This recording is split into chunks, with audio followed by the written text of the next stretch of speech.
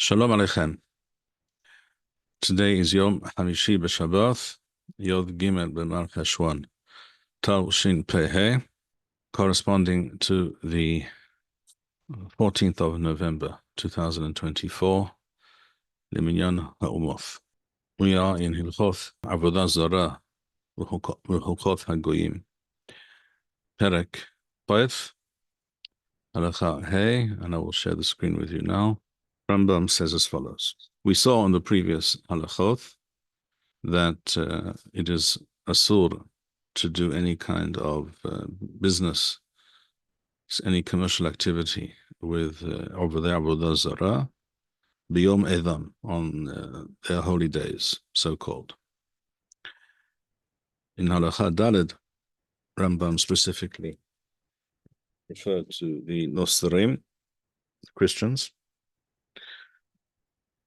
And I mentioned, and I repeat here because it bears repetition, that there is no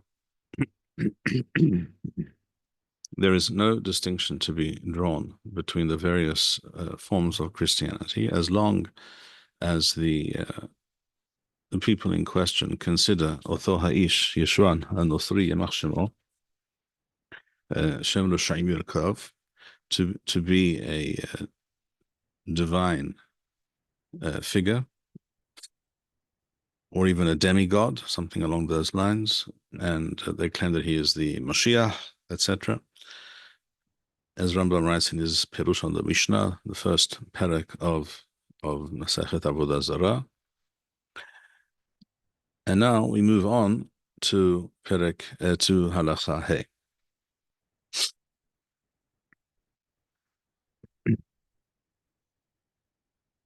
Yom shemitkanesim bo hagoyim lahamid lahem melech.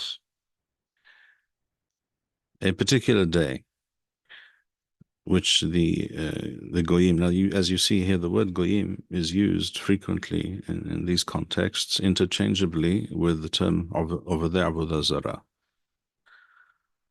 for many reasons. First of all, because the assumption was, and it was an objectively and reality-based assumption, that all goyim were over the Avoda Zarah. This was the Hazakah, as the Ramban, Lamashal, writes in Masechet Makot, Daf Taith, quoted also by others, such as the Ritba. So the term Oved Avoda Zarah, Goy, Nukhri are generally interchangeable, where Hazal specifically wish to distinguish between a goy she'oved avodah zarah and a goy who is not oved avodah zarah. They say so very plainly and explicitly. So here we see that the lashon is goyim, but it refers, of course, to goyim who are oved avodah zarah. Yom shemitkansim bo hagoyim lahamid lohem melech. So there is a coronation day, a new emperor, a new king, and in many of these cultures, the king was granted a divine status. In fact, it was obligatory to sacrifice to him, or in front of an image of the ruler, etc., which of course the Jews would not do and could not do, and this led to many run-ins, shall we say, with the Greeks, later with the Romans. And on those days, these goyim sacrifice, worship, and celebrate. Literally, they praise their gods, etc. Yom Edanhu, such a day, even though it does not occur every year. It's not a recurring festive religious occasion, but it is done on such a day when a new king rises to the throne. Yom Edanhu, such a day is considered Yom Edam, and therefore, Waharehu Kishar Edehem, and therefore you may not do business with them on such days. As we said before, this would, in some way, would encourage them and give them further reason to celebrate on such a day, having made some business deal with the Jew, etc. And it would also provide them perhaps with funds which they could then expend on their Avoda Zarah related activities. Aval goy shehu oseh ed la'asmo. Now you also have that is a general public holiday, shall we say? That coronation day, that the day on which the emperor is announced or crowned as emperor, shall we say?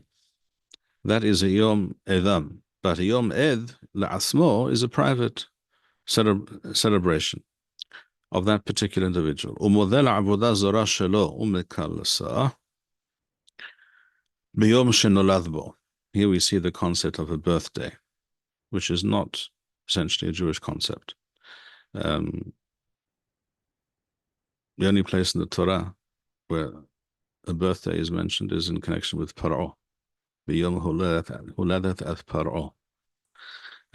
Otherwise, we do not see any mention of a birthday. So that is why I advise against making any great fuss or taking great note of a birthday. This is not only my opinion. We have an autobiographical work of the Adereth. The Adereth was Rav Kook's father-in-law, Rav of Yerushalayim, for a number of years, approximately 120 years ago or something like that. A bit more. He mentions there the Adereth that when some people would wish him a good birthday, he would say that there's no reason to do so, and he would essentially rebuke them mildly. B'yom shenolad bo, that's one possibility. Another possibility, b'yom tirlahat zakano or beloritho, or on the day when he gets a haircut or trims his beard. Why exactly that is a day for celebration is less clear, but that seems to have been the practice among some of these people. B'yom she'ala bo min hayam, that's more obvious. A person, let's say he's a sailor or was a trader, and he was away on a business trip, and he was at sea, which of course involves danger, even today, but certainly in ancient times, even more obviously and more palpably. So therefore, it's a day when he wishes to thank his gods, or sheyatha bo mibeth ha'asurim, or the day on which he was released from prison. Biyom she'asa, or another option, biyom she'asa bo mishteh livno, or when he's celebrating the wedding day of his son, or anything of this sort. En asur ela otho hayom, v'otho ha'ish bilevad. Those days are asur only with reference to that particular goy and on that particular day, not days before or after.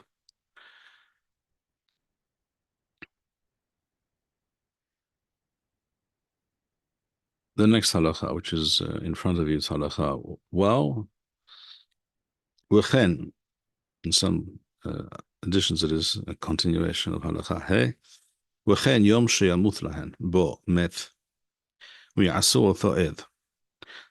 Another kind of day which is marked or commemorated in a special way when a certain person dies, and they make a big deal about it.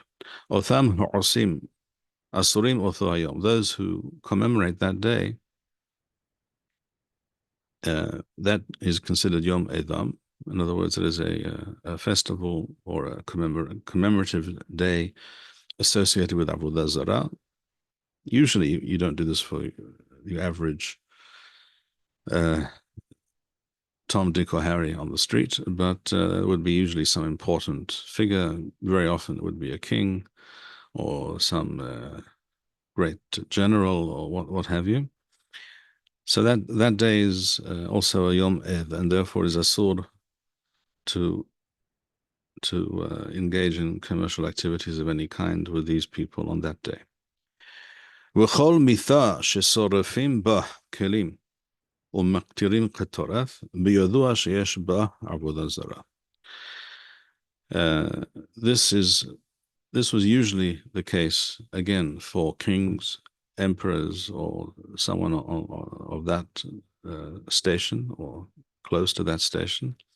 It's known, for example, this was done with the Greeks and with the Romans and many other nations. When an emperor would die,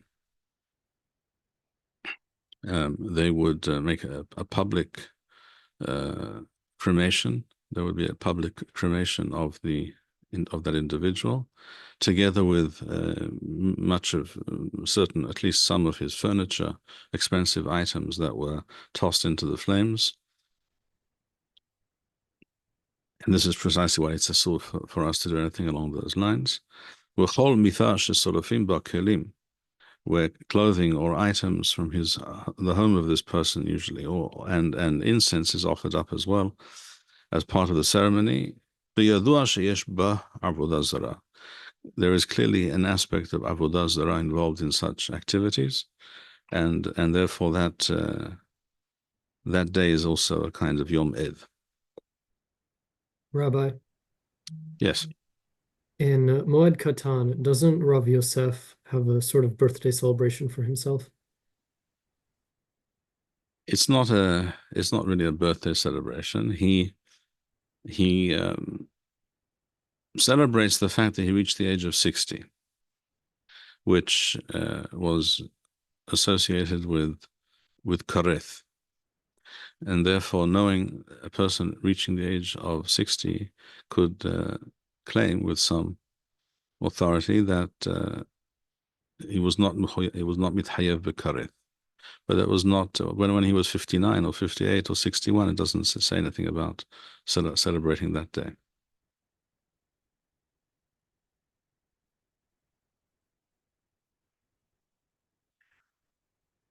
Halacha Zayin, or a continuation of Halacha Hey still. En Yom Ha'ed Asur Ela Le'ovadim Bo Bilevad. That day is only Asur, and we are only therefore prohibited from doing transactions with the people who celebrate that particular day. But let's say there are various forms of Avodah Zarah that are current in this particular region, and some belong to this denomination or this particular practice, and others belong to another temple, to another form of Avodah Zarah. So they don't necessarily they do not necessarily overlap.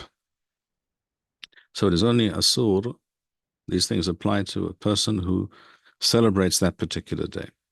Aval hagoyim shesemehim bo ואוכלים ושותים ומשמרים אותו מנהג או מפני כבוד המלך, אבל הם אין מודים בו, הרי אלו מותרים לשאת ולתת עמהם. So as we just explained, certain days may have been religious festivals, days with religious significance for some of the people. And there were others, for whatever reason, who, let's say, they belong to a different religion altogether, perhaps. And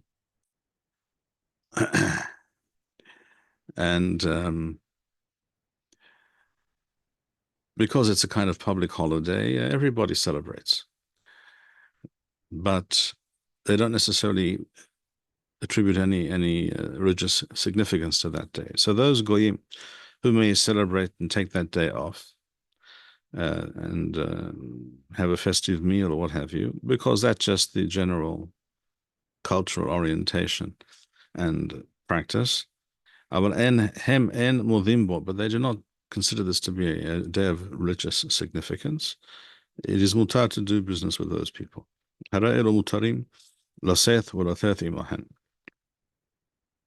So, with regards to a day like Christmas, for example, there are goyim who view this day as having religious significance. In fact, great religious significance.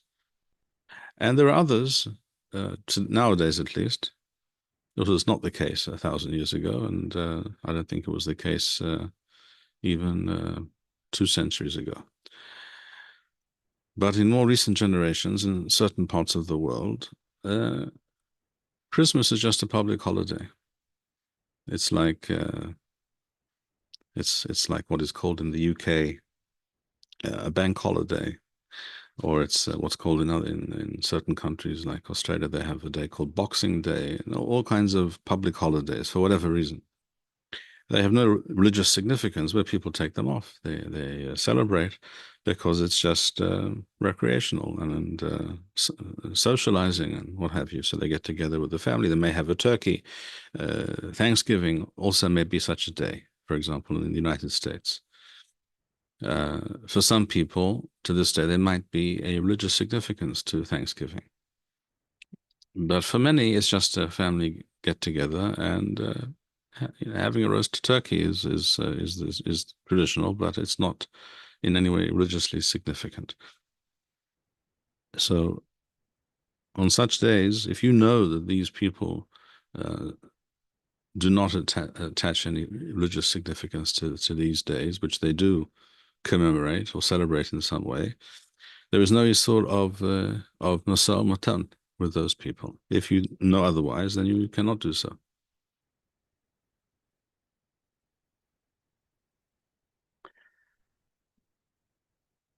Halacha Haith, or well.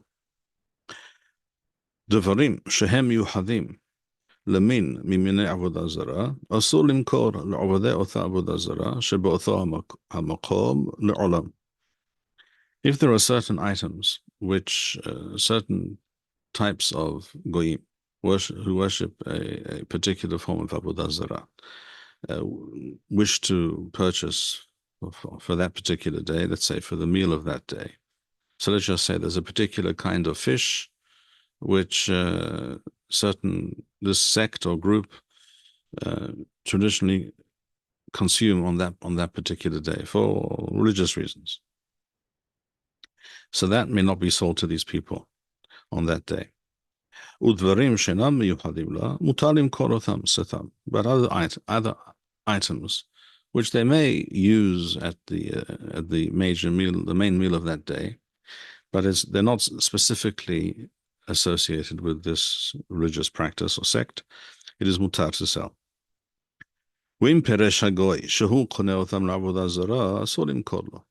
But if the goy admits that he's buying this for the purpose of avodah zarah, or in some way it is related to avodah zarah, it is asur to sell that item to him.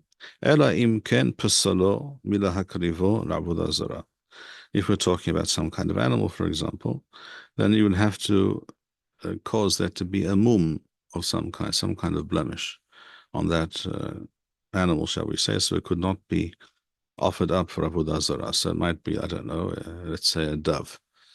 So you would have to break its wing or something like that.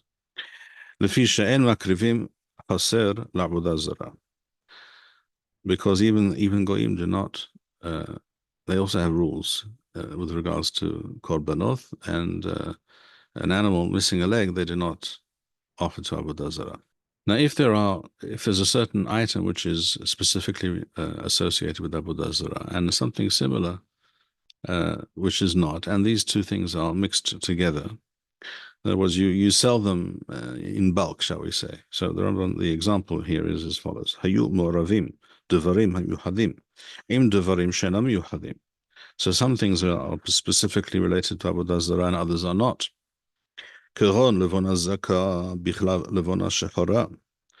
As we know, there are frankincense comes in different forms different colorations, and for certain purposes, the goyim would use white frankincense and not the black type, shall we say. Mocher hakol satham. If it's all mixed together, you can sell this product to them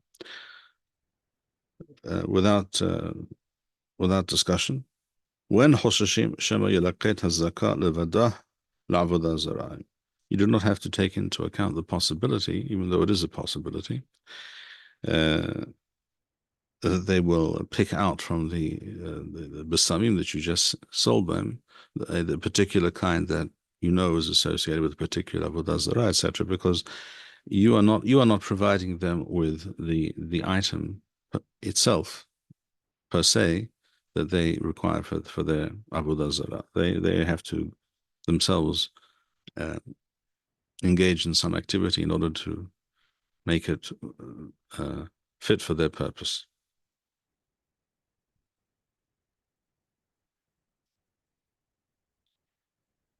Halacha yodohef keshem she'en mocharim lagoyim devarim shemahazikim bahem yedehem la'avodah zarah. So just as we do not sell anything which in any way is mahazek yedeh of a avera, so goyim are not allowed to worship avodah zarah, and therefore we cannot sell to them items which they then go on to use for that purpose.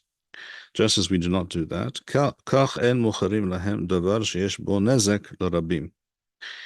similarly, we may not sell to goyim anything which, having been sold to them, may well prove to cause harm, damage, danger to the public. Keron, dubim, wa'arayoth, such as bears and lions, which were, why would one want to buy a bear or a lion? Obviously, if you're in the gladiatorial business, then this is a business cost. This is the cost of doing business. You have to buy yourself a bear for these gladiators to fight, or a lion or a tiger. These were the favorite animals amongst the Romans, at least.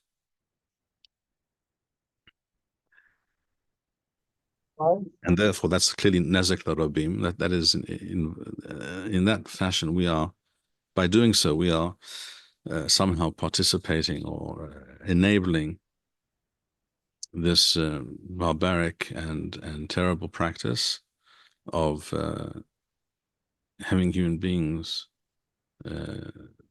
torn to pieces by wild animals for public merriment and entertainment. So therefore, we must not in any way be associated with such activity. So a Jew could not be. It was a very lucrative business. If you could get yourself a lion from someone who brought one over from Africa, shall we say, to a northern African colony of the Romans, and there were many such colonies in North Africa, or if they could even bring them to Rome or what have you, it was a very lucrative business. But a Jew may not do such things because it strengthens the hand. It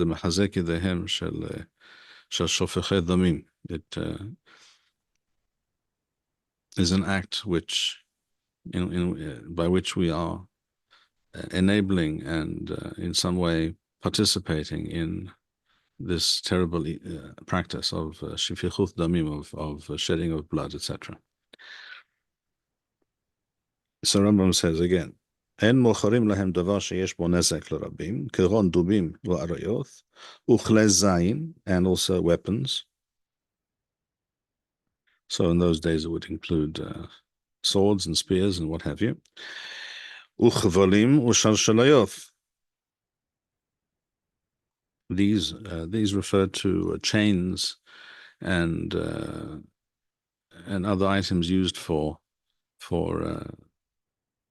locking up prisoners, people who again often would be locked up and imprisoned for a time before being sent out to do battle with a lion or what have you, or with another gladiator, etc.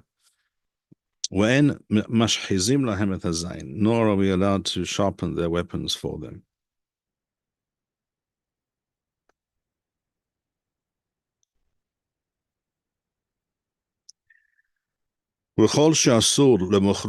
Anything which we may not sell to a non-Jew, nor are we allowed to sell such items to a Jew, regarding whom we have reason to suspect that he will go on to sell it to a goy. So it's not only to a goy, anyone who is willing to turn a blind eye to such things. וכן אסור למכור כלי נזק לליסטים לישראל. We are not allowed to sell any items to Jewish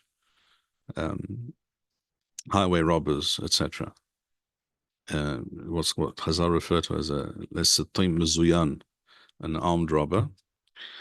Such people, that was their business. That was their business model, robbing people on the roads. And if you did not cooperate, they had no compunction whatever in killing people. That was also part of the business model. It should be mentioned that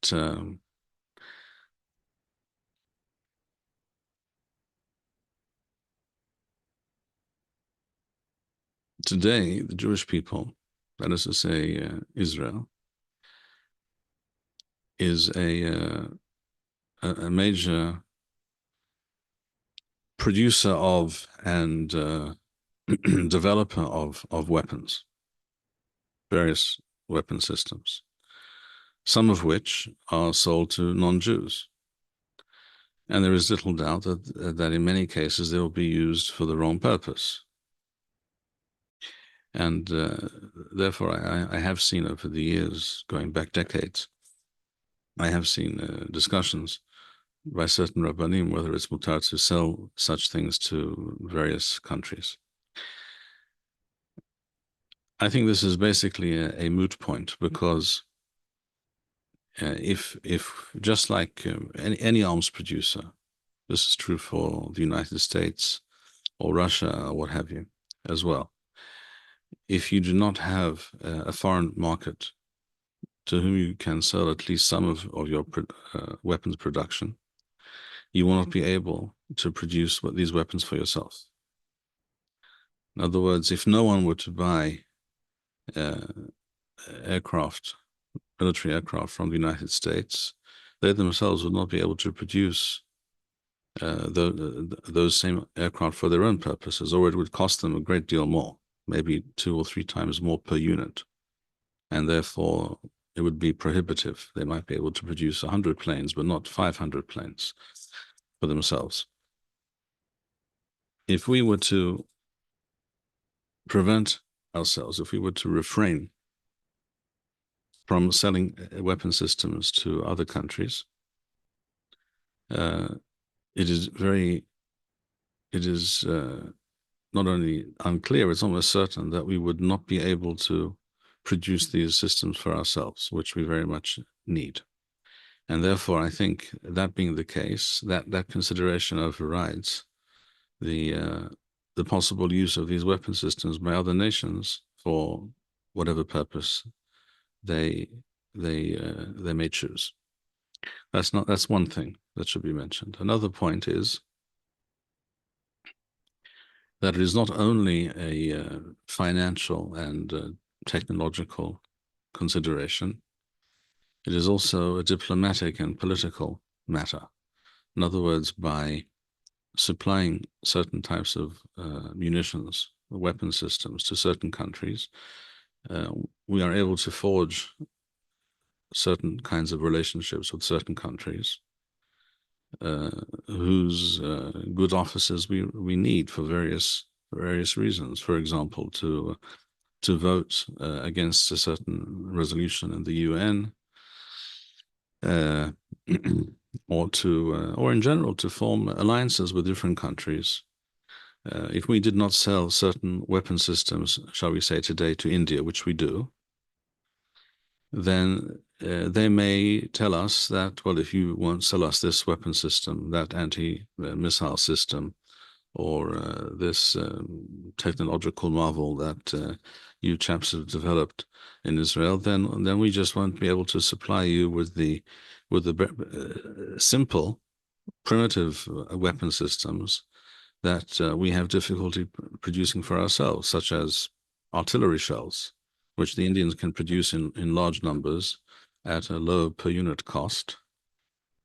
And it seems that we cannot. I'm not familiar with all the details and all the facts and figures and all the realities on the ground, but that's what I understand. And again, this is not just our problem. The United States has a limited supply of artillery shells at this point in time. When any stocks they had lying around, they handed over to Ukraine.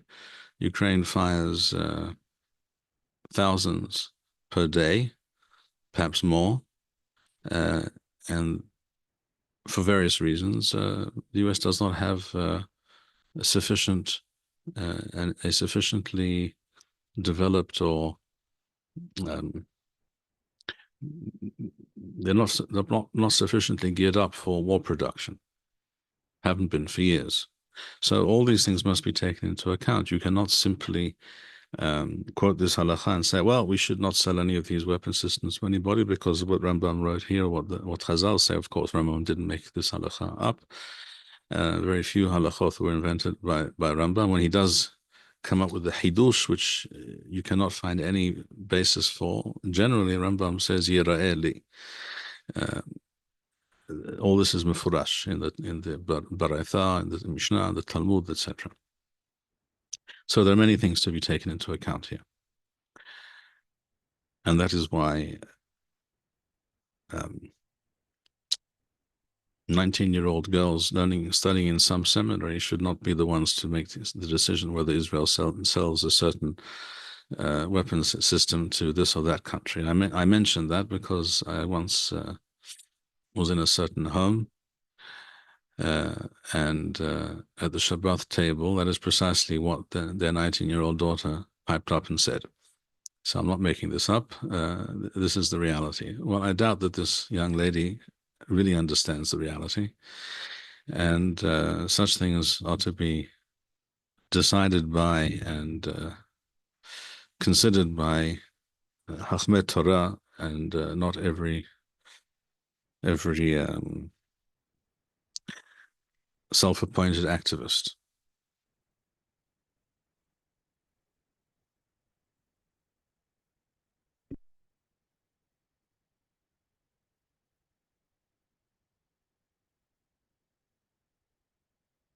Halacha Yud Aleph or Teth, Hayu Yisrael Shochanim Bnei Agoyim. And here we have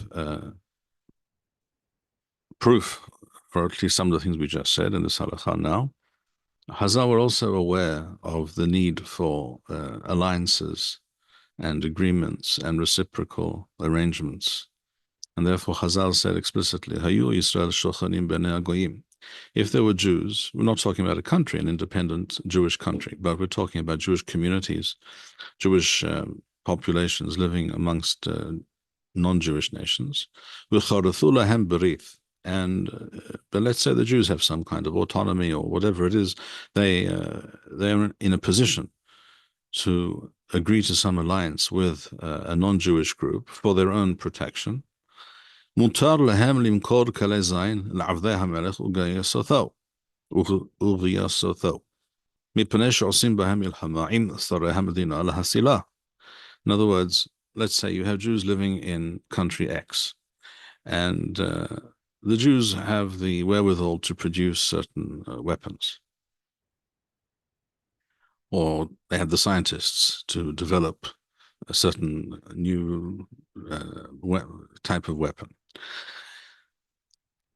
And the Jews living in this country are in a state of peace. The king, the government of that country protects them and defends them from their enemies who would otherwise overrun the country, and very likely knowing that these Jews, first of all, they're Jews, so they may hate them for other reasons, and second of all, they are the allies of their enemy, and therefore they would be fair game for a number of reasons.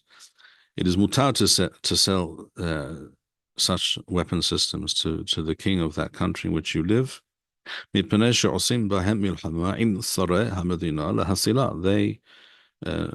off the enemies of that country in which you live, in which you are protected. And therefore, these people when they make war against these other people, they are fighting for us as well. So if this is the case, this is what Chazal said with regards to Jewish communities or Jewish populations living in foreign lands. Kal v'chomer, how much more so when we're talking about an independent Jewish country, which has to look out for itself and take all these things into consideration.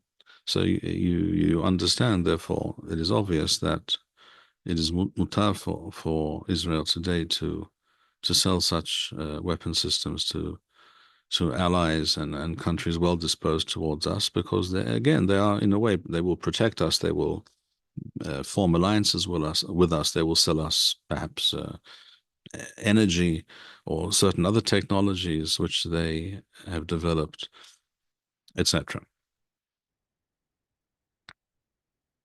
And clearly these Isurim are midivrei soferim. And therefore, when we're talking about pikuach nefesh, in the case that Rambam just quoted, which is a Jewish population or community living in a foreign land, kal v'chomer, how much more so with regards to the Jewish nation as a whole, that pikuach nefesh shel ha'umah must come first.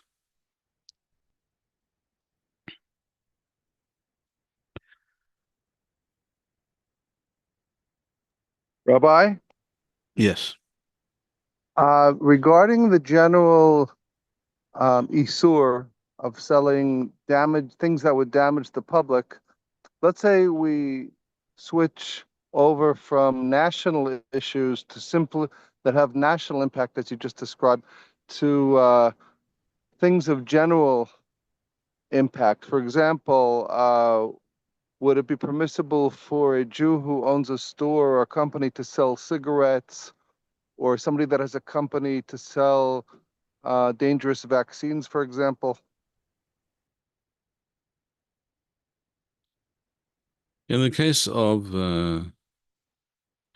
cigarettes or tobacco products, there is definitely room to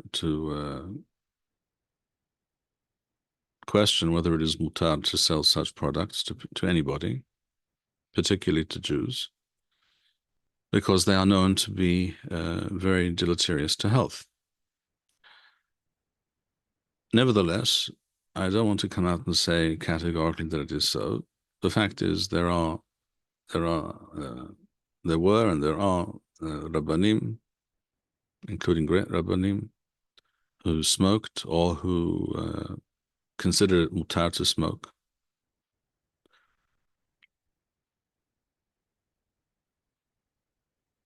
I'm not sure I would agree with that position at all, but it is a fact that some people adopt that position or rely on that opinion.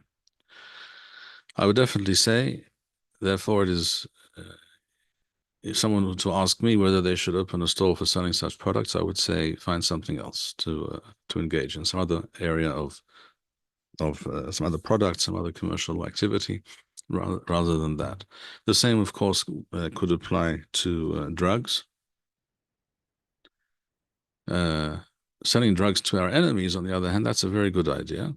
The CIA is also very, very adept at providing all kinds of populations with narcotics, both to fund their activities and to zombie out and destroy other societies. It's one of the essential business models of the CIA since the late 40s. And I don't know if we do the same thing, but if we could, for example, get all of our enemies hooked on some substance, that would be wonderful. I would consider that to be a great coup. But to sell to other people who are not our enemies, I would think that is definitely forbidden, unless, of course, certain products for medicinal purposes, which exist, which are real, as is well known. We also know, for example, that alcohol can be very dangerous, but only, of course, if consumed in an extreme and irresponsible manner. We do not have in the Torah any isur, any prohibition either to consume alcohol or to sell alcohol, to produce alcoholic beverages. Quite the opposite. The production of wine, for example, was something the Jews always did, because it's also a fact that the Jews did not engage in drunken, reckless, and irresponsible behavior. If you cannot claim that is asur to sell wine or whiskey or whatever it might be, because some people might drink it, may consume these products in excess, and then may get into a car and drive and cause a traffic accident and maybe even kill someone.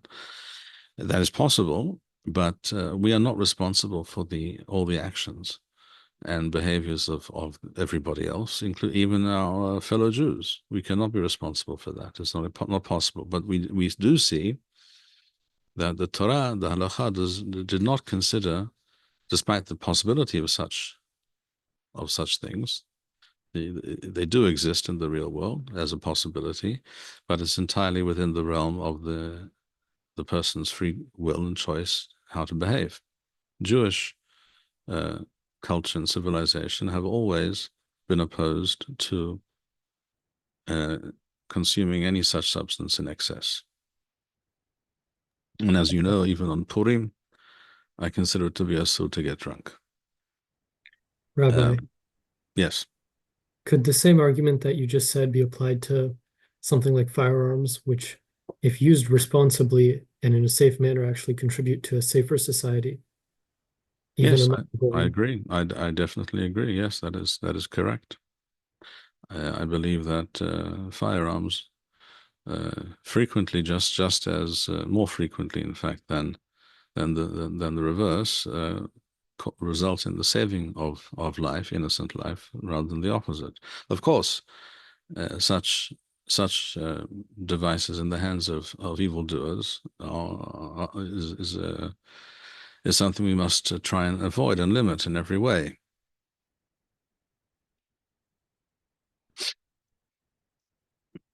Rabbi? Yes. Another question. My understanding is that there are certain types of processed foods which contain extremely dangerous ingredients and are approved by the American government for consumption, even though they're not even approved in certain European countries. And it's sort of possibly a similar situation to the dangerous injections which were approved Yes, in America. I omitted to respond to what you mentioned before about so-called vaccines. First of all, there are all kinds of medical products and interventions out there in the world. If we talk about injectables for a moment, the problem with vaccines, those that are in fact vaccines, as opposed to, in other words, the traditional classic science or practice of vaccinology, whereby you introduce a small amount of a certain pathogen to the body so that it learns how to deal with it and overcome it, which is something that's been around for I think 250, 300 years at least. In other words, something like smallpox or other diseases, they used to take a small amount of pus from a pustule of a sick person, make an incision on the skin, usually on the arm, and smear a small amount of this pus on that cut, so it would be into the bloodstream. And yes, it would cause the person to be unwell, maybe even quite sick for a time. But it would also mean that they would not, usually they would not contract that disease in a more serious manner. And that was an effective and legitimate medical intervention, which proved itself over many, many generations. The trouble nowadays is that for various reasons, all vaccines essentially, and again, I'm talking about the old-fashioned type of product called a vaccine, as opposed to the newfangled mRNA type and other adenovector vaccines, which are new technologies which work in a totally different fashion, or don't work in a totally different fashion. All vaccines contain other substances, either as preservatives or as the term is, I think, adjuvants, which basically which are toxic. We're talking about clearly toxic elements such as mercury, aluminium, which we know are toxic to the human being. We know that they are absorbed by and enter the brain, and they remain there. And over time, if you get more of these shots, these toxins are not shed by the body; they build up inside the body. Particularly when talking about infants and young children, and that is the problem with vaccines. It is these other substances which are included in that vial, which you are then injected with. Perhaps not the pathogen itself, or the virus, whatever it might be, but the other ingredients in that injection are the problem, and they are a very serious problem, because some of these toxins are literally lethal. This is not news. It should not be news to anybody who has looked into this at all. It is not news to the soon-to-be appointed, so I understand, Secretary of Health, Robert Kennedy Jr. He seems to be well versed in these things, and we'll see if he makes some change to what has been going on in the United States since the mid to late 80s, when this practice took off in a completely irresponsible and unchecked manner. With regards to other types of injectables, they are not in fact vaccines at all. They are genetic transfection platforms, which introduce foreign DNA, or result in the production of foreign DNA within your own body, the results of which, at best, no one can predict and no one can vouch for. There are very good reasons to assume that such substances have already resulted around the world over the last few years in an explosion of what are known as turbo cancers, because these injectables affect the human immune system. They disrupt it and confuse the innate immune system of the human body. And as we know, when you cause harm to the autoimmune system, certain kinds of diseases, such as cancers, are likely to follow, because that is what cancer is. Cancer is a failure of, or a disruption of, or a distortion of the autoimmune system, whereby the certain kinds of cells are not correctly or sufficiently dealt with by the autoimmune system, and they are allowed to proliferate.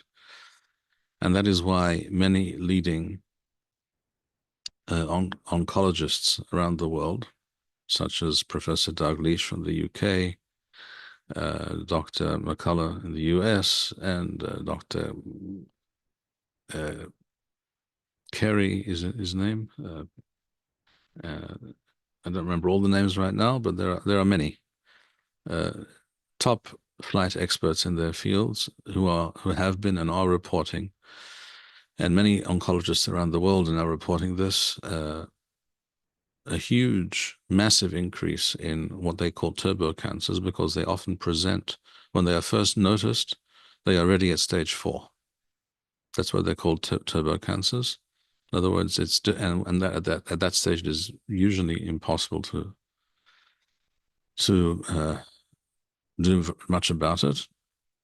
And not only that, these things have been noted in much younger people than is normal. In other words, people in their 20s, 30s, and 40s. And so that being the case, I would think that it is clearly something that it should be considered asur to disseminate or to encourage people to accept such medical so-called medical interventions, which in fact they are not. We are talking about a massive medical experiment being performed on billions of human beings, quite deliberately. And if that's not with very serious and lethal results, if that's not a crime against humanity, I'm not sure what is. Those are the facts. Those are the facts for those who wish to know them. There are, of course, those who prefer not to know them. I know such people myself, and you cannot speak to them. You cannot discuss it with them, because it's like speaking to a flat earther. Yes. Regarding, I understand that I was saying, I don't know if you referred to this already, regarding processed foods, which I understand it's sort of a parallel situation in some cases to these injections, because sometimes there are toxic ingredients which are allowed to be contained in these junk foods or processed foods, whatever. You're absolutely correct. In the United States, they are particularly lax about such things, much more so than in many other Western countries. That is true. It has everything to do with the power of the lobbies, the food manufacturing, junk food manufacturing, processed food manufacturers, and their lobbyists. It's like Big Pharma. Both Big Pharma and Big Food spend huge amounts of money, immense amounts of money, on lobbying politicians so that their products will make it to market. It goes without saying. I think it's recognized by any reasonable person today. Processed foods should be avoided quite religiously. Certainly, extremely processed foods should be avoided altogether. The more natural food stuff is, if it's closer to its natural form, it is correspondingly more healthy, more conducive to good health. That is a fact, but it's not a fact which pleases the manufacturers of these items, because that is their business model, and one can only hope that someone like Robert Kennedy Jr. will be successful in changing that trajectory. I'm not convinced, but let us hope so. He is, I think, the first person soon to be appointed to that position, who has been speaking about these things and has researched these things for years, many years, and has written books about these things, and actually knows what he's talking about, and seems not to be in the pocket of anybody. Very well. Let us continue. This is now Halacha Yod Beth, or Teth, still in some editions. עיר שיש בה עבודה זרה. מותר להלך חוצה לה, ואסור להיכנס לתוכה.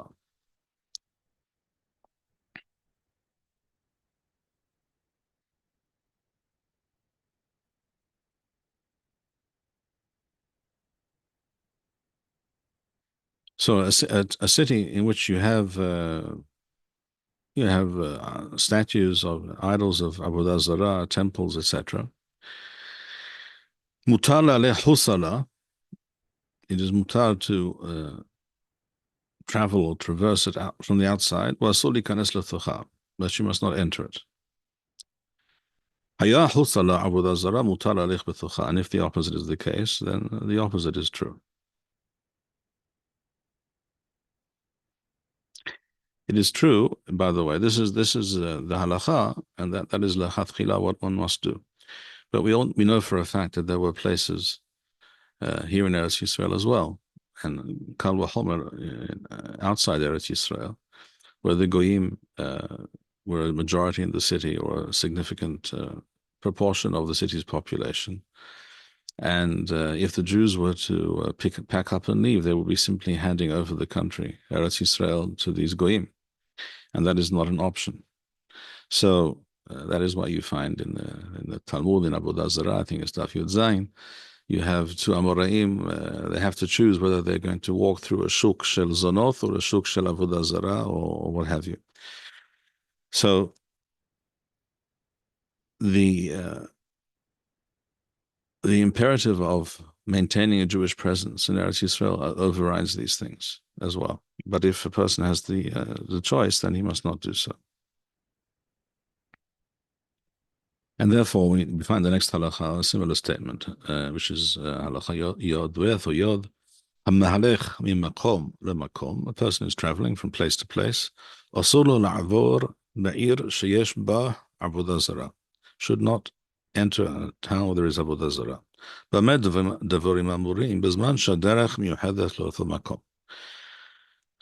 This is true when that particular road leads specifically to that place.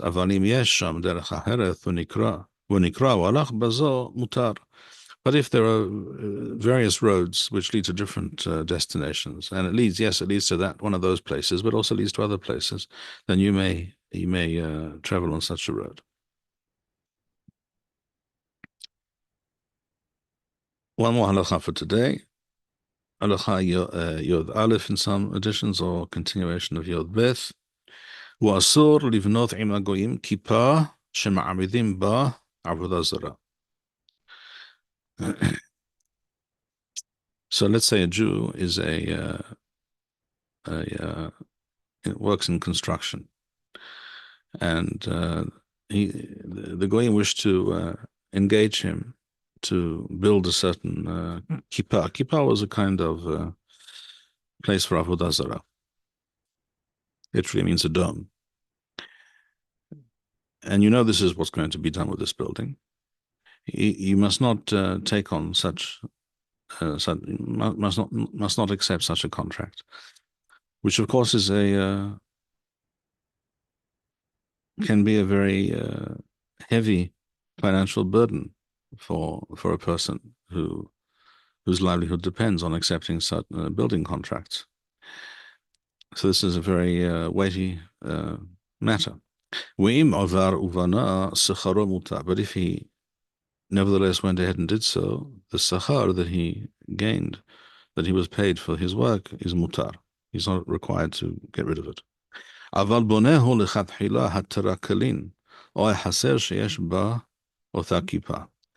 the kippah referred basically to the temple, or the inner sanctum, shall we say, of this facility, where the Avodah Zarah would exist, where the statues, idols would be erected, etc., and where maybe worship would take place. But they were not, they didn't just stand alone. They were surrounded usually by some kind of a beautiful courtyard, very often with some fountain and gardens and what have you. So any of the buildings outside that sanctum, but within that precinct, the Jew is allowed to be involved in the construction of such such places. We shall stop here for today. Heyu beruchim, hizku liyames levavchem kol hamiyahalim l'Adonai. Shalom v'nisahon al kol oyevenu, mibayit u'michutz, particularly over the Erev Rav, which is now becoming more and more daily, should be more and more obvious to everybody that the greatest enemy of the Jewish people is the enemy within. The Erev Rav, who still unfortunately run this country, and their supporters overseas, both Jewish and non-Jewish, these are the greatest enemies of the Jewish people. May Hashem bring them down. La'inenu b'karov, amen wa amen. Shalom wa nisahon.